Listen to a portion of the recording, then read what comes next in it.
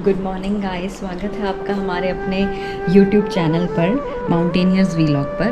और हम आज निकल रहे हैं ऋषिकेश के लिए। ऑब्वियसली वहाँ पे बहुत मतलब क्राउडेड प्लेस में आता है वो, बहुत क्राउड रहेगा वहाँ पर। बट स्टिल वी चूज़, क्योंकि हमारे पास सिर्फ 2 ही दिन हैं वीकेंड के, सैटरडे एंड संडे। तो हमने उसी को चूज़ किया है, उस जगह को, क्योंकि वही सबसे नियरेस्ट है, कम टाइम में पहुंचाएगी, हमें टाइम से वापस भी आना है। तो अभी हमने पैकिंग कर ली है सारी। और मैं अगर आपको पैकिंग दिखाऊं तो बहुत कुछ ऐसा नहीं है। हमने मतलब एक हैंडी बैग, पिट्ठू बैग जो होता है, और बाकी के हमारे छोटे मोटे बैग्स हमने रेडी किए हैं। हर बार की तरह इस बार कोई हैपनिंग प्लेस नहीं है, बड़ी सिंपल सी प्लेस है ऋषिकेश। और यहाँ पर अभी हम स्टार्ट करेंगे थोड़ी देर में ट्रैवलिंग। 6:30 अराउंड होने को है। और सोचा तो था हमने कि 5 के अराउंड हम सुबह सुबह निकल जाएंगे, बट वो पॉसिबल नहीं हुआ। हम थोड़े से लेट उठे और थोड़ा प्रोसेसिंग भी लेट हुई। जो फाइनल पैकिंग थी वो हमने उठने के बाद ही की है। तो ठीक है, लेट्स सी। कल तो हमारी शिफ्ट भी थी, इस वजह से भी हम लेट हो गए। बट अभी हम आगे सफ़र में स्टार्ट क्या कर सकते हैं।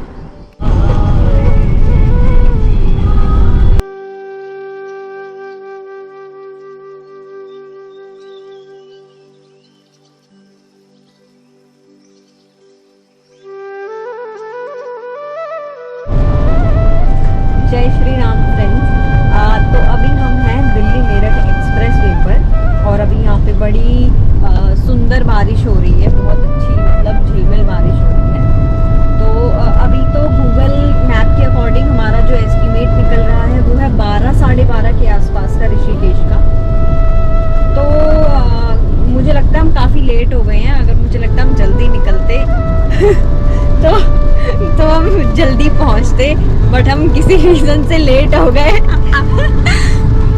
तो देखते हैं। वैसे मुझे तो उम्मीद थी कि अगर मैं मतलब 10 बजे भी वहाँ पहुँच जाती तो कुछ तो करती। मतलब मुझे हमेशा होता है कि डेस्टिनेशन पे टाइम से अगर पहले पहुँच जाओ, लेकिन लेट मत पहुँचो। तो चलो देखते हैं अभी 12:30 के बाद हम क्या करते हैं, चेक इन करते हैं या फिर वहाँ पे ऋषिकेश को मतलब थोड़ा एक्सप्लोर करेंगे। मतलब ऋषिकेश ऑलरेडी एक्सप्लोर्ड है मेरी नज़र में तो, बट वहाँ पे अगर कुछ करने के लिए मेरे पास होगा तो करूँगी। ऑब्वियसली राफ्टिंग तो नहीं। और प्रणव जी, क्या हाल है? एनर्जी है कि नहीं है बॉडी में? बहुत एनर्जी है, बहुत एनर्जी है। अब तक तो हाथ पैर ढीले पड़ी थे, कैमरा देखते एक्टिव हो गए। ऐसा कुछ नहीं है, ये तो कहने की बातें होती हैं। तो हम पहुंच गए हैं हरिद्वार। और हरिद्वार पहुंचकर जो हमने पहला नज़ारा देखा है, हमने सोचा क्यों ना हम अपने कैमरे में भी इस चीज़ को रिकॉर्ड करें। और आपको अगर थोड़ी बहुत पहाड़ अगर यहाँ से दिख रहे होंगे इस कैमरा के थ्रू, मुझे अभी से मतलब ना उत्तराखंड वाली वाइब स्टार्ट हो गई है आनी। उत्तराखंड की बात है।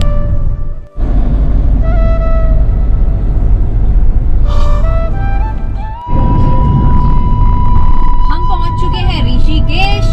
और ये है ऋषिकेश की सड़कें, जहाँ पे थोड़ा सा कम ट्रैफिक मिल रहा है यूजुअली, क्योंकि 4 धाम यात्रा समर में चलती है। तो उसकी वजह से हमें बहुत एक्सपेक्टेड था कि बहुत ज़्यादा ट्रैफिक मिलेगा। हालांकि हमें थोड़ा कम ट्रैफिक मिला है। और आगे भी नेक्स्ट हमारा लोकेशन कुछ ऐसा निर्धारित नहीं है कि हमें मतलब फिक्स कहाँ पर जाना है, कहाँ रुकना है। वो सब स्ट्रगल अभी आगे के लिए है। फिलहाल हम सिर्फ सफ़र के मज़े ले रहे हैं। अभी यहाँ भी बारिश शुरू हो गई है और बड़ा अच्छा लग रहा है कि बिल्कुल हल्की हल्की बूंदों ने गीला कर दिया है ज़मीन को। और बड़ी एक मिट्टी की खुशबू यहाँ से आनी शुरू हो गई है। मतलब ये यकीन करने लायक है कि आप उत्तराखंड में तो एंटर हो चुके हैं।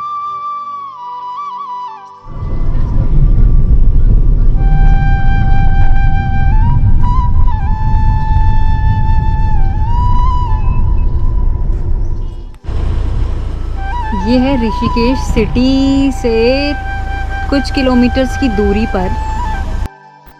हम यहाँ पर आए थे कोई होटल ढूंढने जो कि ऋषिकेश के हसल बसल सिटी से थोड़ा दूर हो। बट क्योंकि सावन चल रहे हैं, बारिश ही इतनी होगी, लैंडस्लाइड के इतने चांसेस हैं, तो हम उस आइडिया को ड्रॉप कर चुके हैं।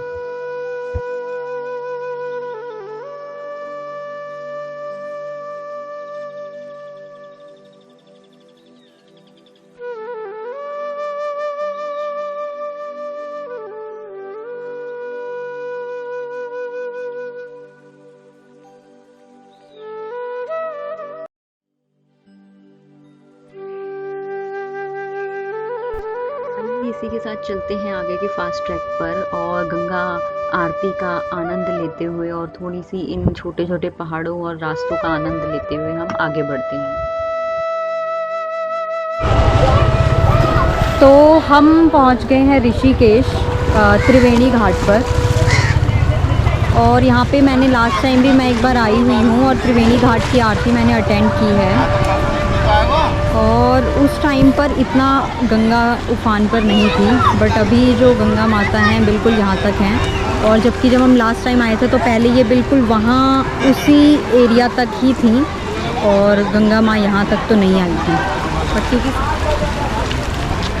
चलिए अभी तो दोपहर का बज रहा है 1:45 और हम बस अब लंच करेंगे और लंच करके फिर हम देखेंगे अपना होटल या कहाँ हमें चेक इन करना है।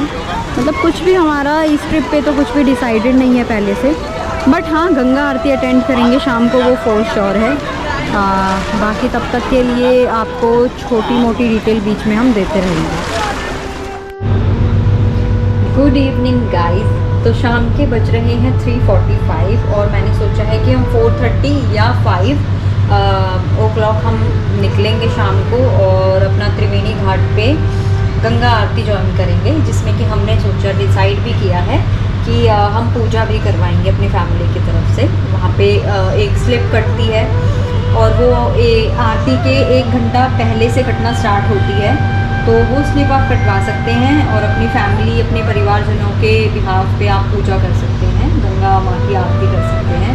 और आगे की जो फर्स्ट 2 लाइंस होती हैं वहाँ पे आप बैठ के वो पूरी आरती को अटेंड कर सकते हैं, देख सकते हैं। तो मतलब बहुत ही भव्य नज़ारा होगा, बहुत अच्छा होगा।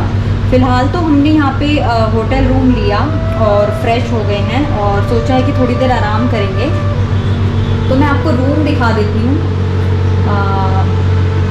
मतलब काफ़ी एवरेज काइंड ऑफ रूम है बट परफेक्ट है, क्योंकि हमें त्रिवेणी घाट के बिल्कुल नज़दीक मिल गया है। वहाँ से शायद 100-200 मीटर की दूरी पर मिल गया था और मतलब अच्छा है। बड़ा मतलब मैं जो प्रेफर करती हूँ, साफ़ सफाई होनी चाहिए रूम में और बेडशीट क्लीन होनी चाहिए और तीसरा वॉशरूम बहुत क्लीन होना चाहिए। तो ये तीनों कंडीशंस मैट हो रही थी, तो हम लोग यहाँ पे आए और स्टे करने का डिसाइड कर लिया है। ठीक है, तो अब जो नेक्स्ट हो जो भी हमारा नेक्स्ट शॉट होगा इस कैमरा पे, वो होगा त्रिवेणी संगम की त्रिवेणी घाट की आरती पर। तो चलिए फिर आपको आज भव्य माँ गंगा के दर्शन करवाते हैं। तो हम रेडी हैं गंगा आरती के लिए और इसके बाद हम मेरे साथ कैमरा को प्रणव मल्होत्रा को लाना ज़रूरी है क्योंकि कैमरा के पीछे से एक्सप्रेशंस देते हैं। तो अभी हम गंगा आरती के लिए जा रहे हैं जो कि 6-6:30 बजे होगी। तो हम अभी थोड़ी देर में स्टार्ट करते हैं कार्यक्रम। आप बिल्कुल भी कंफ्यूज ना हो अगर आप त्रिवेणी घाट और त्रिवेणी संगम में अंतर नहीं कर पा रहे हैं।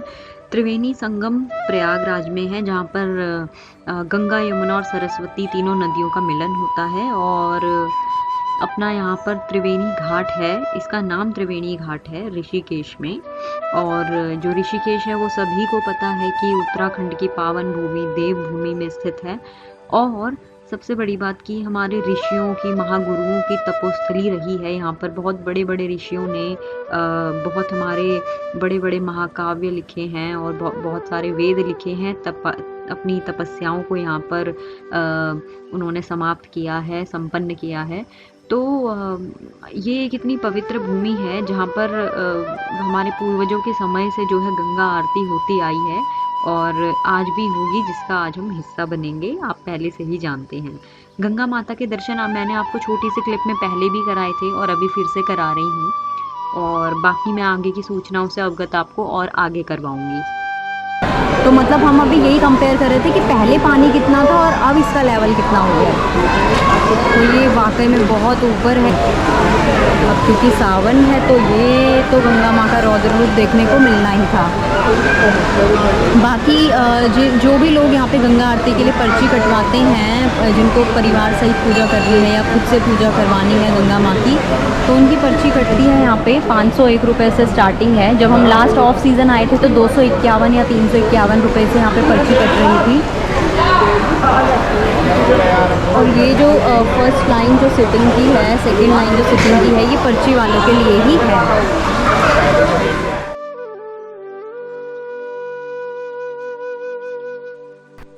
एक एक करके बारी बारी से सबकी पर्ची कलेक्ट की जाती है और उनकी इंडिविजुअल पूजा कराई जाती है। यहाँ पर पंडित जी सभी को दे दिए जाते हैं डेडिकेटेडली, वो उनकी पूजा करवाते हैं।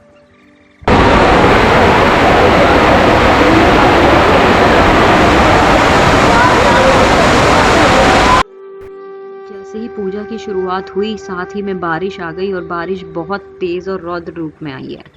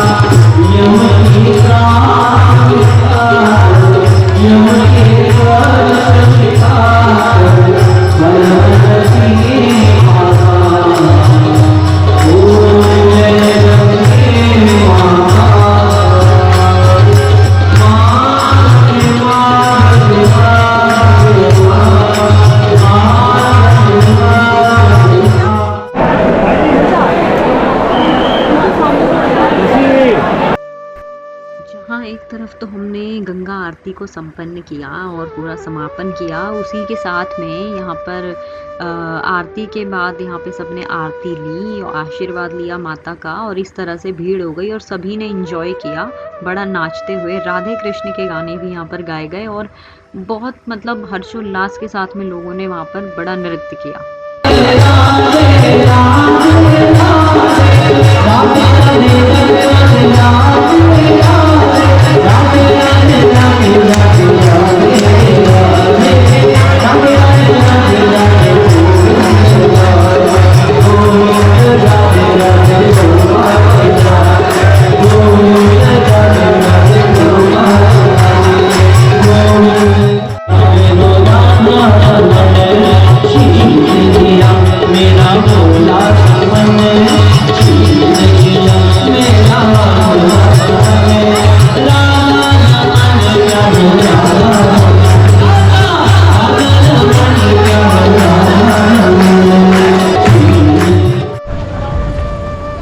अभी जैसे हमने माँ गंगा की आरती फिनिश की और उसके बाद हम बाहर चले गए अपने, क्योंकि यहाँ पे एक जूता घर अलग से है, तो आरती में जाने से पहले आपको जूता घर पे अपने स्लीपर्स और सैंडल्स सबमिट करवाने पड़ते हैं। हमने आरती ख़त्म करते ही जो माता की जो भव्य आरती हुई है, मतलब इतना अच्छा एक्सपीरियंस हमने पहले भी एक्सपीरियंस से लिया है। हम जब पहले आए थे तो तब भी बहुत अच्छी आरती हुई थी, बस उस टाइम हमने रिकॉर्ड नहीं की थी अपलोड करने के लिए, हम गोप्रो नहीं लेके आए थे।